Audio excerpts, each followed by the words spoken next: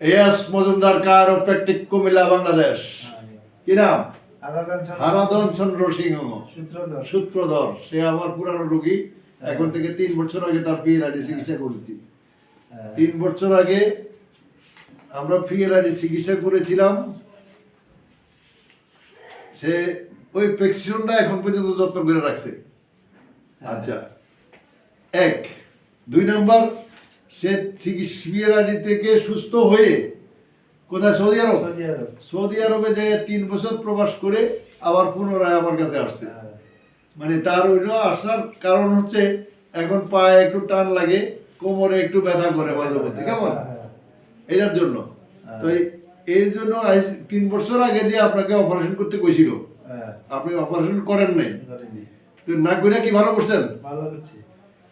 হ্যাঁ, আসলে এই 3 বছর যে আপনি ওখানে কাজ করছেন, আপনার কাজে ব্যাঘাত করছে কিরকম? না, কাজে কোনো অসুবিধা হয়েছে নি? না, অসুবিধা হয়নি।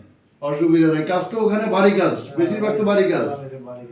ভারী কাজ বলতে কি, আগে যে আপনি যে পেশায় ছিলেন, কাঠ মিস্ত্রির কাজ না অন্য? কাঠ মিস্ত্রি ভ্যারাইটিস কাজ, কেলাসের কাজ, কাঠ মিস্ত্রি, হাদিদের কাম, লোহার কাম, আর ওই সব মিলে ভ্যারাইটিস।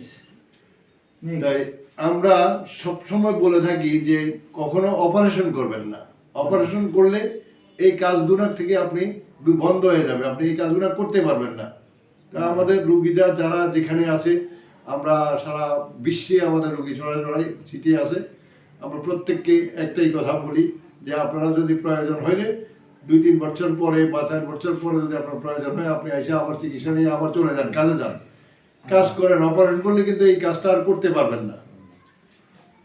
যাই হোক, আমরা ওনার চিকিৎসা একটু পরেই শুরু করছি।